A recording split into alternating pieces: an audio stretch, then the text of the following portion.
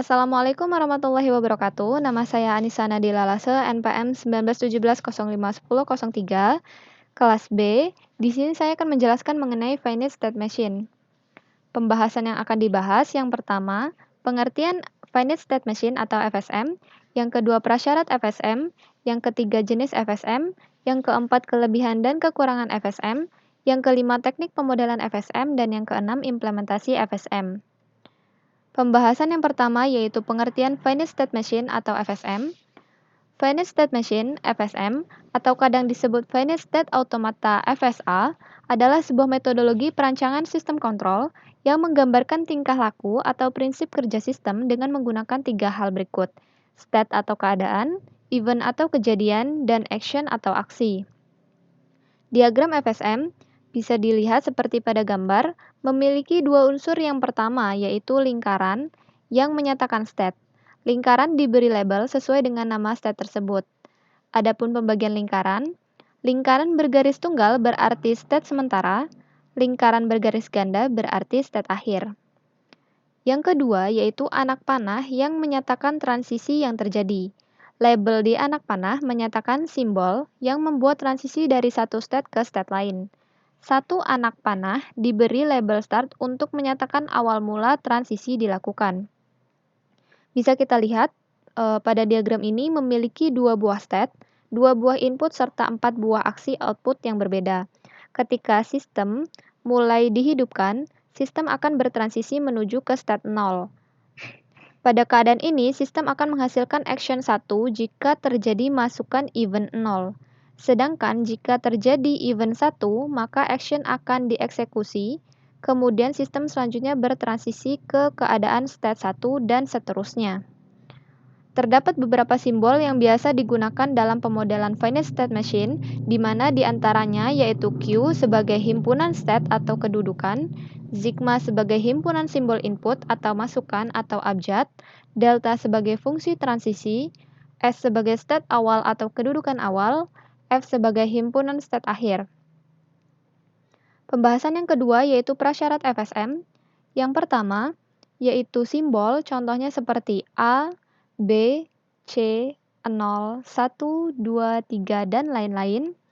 Yang kedua yaitu alfabet, contohnya himpunan AB, himpunan DEF, himpunan 012, dan lain-lain.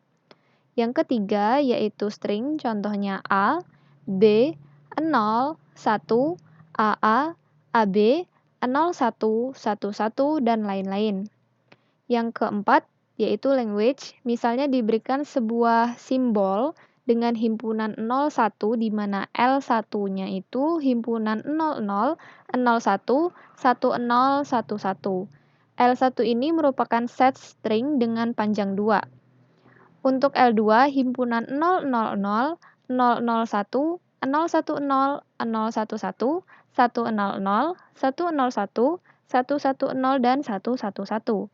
Di mana L2 ini merupakan set string dengan panjang 3.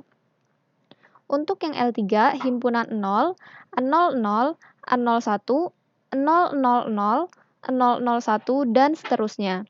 Di mana L3 ini merupakan himpunan semua string yang dimulai dengan 0. L1 dan L2 adalah himpunan berhingga, sedangkan L3 adalah himpunan tak hingga. Yang kelima yaitu power of sigma, misalnya diberikan sebuah simbol masukan yang memiliki himpunan 0, 1, di mana sigma 0 yaitu set semua string dengan panjang 0 sama dengan epsilon. Sigma 1 semua string dengan panjang 1 yaitu 0, 1. Sigma 2 yaitu set semua string dengan panjang 2, 00, 01, 10, 11. Sigma 3 set semua string dengan panjang 3, 000, 001, 010, dan seterusnya. Sampai dengan sigma n, di mana himpunan semua string dengan panjang n. Yang keenam yaitu cardinality, jumlah elemen dalam suatu himpunan dikenal sebagai kardinalitasnya. Pembahasan yang ketiga yaitu jenis FSM. Jadi FSM itu terbagi menjadi dua, yaitu finite automata with output dan finite automata without output. Di mana finite automata with output itu terbagi lagi menjadi dua, yaitu Moore machine dan Mersenne machine. Sedangkan untuk finite automata without output itu terbagi menjadi 3, yaitu deterministic finite automata, non-deterministic finite automata, dan epsilon non-deterministic finite automata.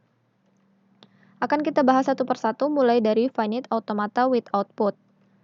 Yang pertama yaitu Moore Machine. Moore Machine adalah tipe dari FSM di mana output dihasilkan dari state. Pada gambar di atas, mencontohkan di mana state mendefinisikan apa yang harus dilakukan menurut Brownlee tahun 2010. Keluaran pada Moore Machine diasosiasikan sebagai state menurut Haryanto tahun 2004. Yang kedua yaitu Merlin Machine. Merlin Machine berbeda dengan Moore Machine, di mana keluarannya merupakan hasil dari transisi antar state. Menurut Brownlee tahun 2010, keluaran pada Merlin Machine diasosiasikan sebagai transisi menurut Haryanto tahun 2004. Finite automata without output. Yang akan saya jelaskan pada video ini yaitu deterministic finite automata. Untuk non-deterministic finite automata dan epsilon non-deterministic finite automata akan dijelaskan di video selanjutnya. DFA adalah model komputasi paling sederhana. Ini memiliki memori yang sangat terbatas. Setiap DFA dapat didefinisikan menggunakan 5 tupel yang diberikan sebagai Q, sigma, Q0, F, dan delta, di mana Q merupakan semua bagian state, sigma sebagai masukan, Q0 sebagai state awal, F sebagai state akhir, dan delta sebagai fungsi transisi. Misalnya diberikan contoh sebuah gambar diagram DFA, di mana Q-nya itu A, B, C, dan D, kemudian masukannya itu 0 dan 1, untuk state awalnya itu A, dan untuk state akhirnya itu D. Jika dibuatkan tabel maka seperti berikut, yaitu state A menginputkan nilai 0 ke C, state A menginputkan nilai 1 ke B, state B menginputkan nilai 1 ke D, state B menginputkan nilai 1 ke A, dan seterusnya. Pembahasan yang keempat yaitu kelebihan dan kekurangan FSM. Kelebihannya yang pertama, sederhana sehingga mudah diimplementasikan. Yang kedua, bisa diprediksi responnya. Yang ketiga, komputasi ringan. Yang keempat, relatif fleksibel. Yang kelima, merupakan metode artificial intelligence lama yang bisa digunakan pada berbagai sistem. Yang keenam, mudah ditransfer dari abstrak menjadi kode program.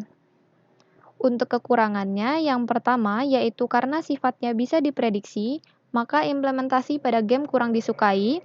Yang kedua, implementasi pada sistem yang lebih besar lebih sulit karena pengaturan dan pemeliharaannya jadi kompleks. Yang ketiga, sebaiknya hanya digunakan pada sistem di mana sifat sistem bisa didekomposisi menjadi state. Dan yang keempat, kondisi untuk transisi state adalah tetap.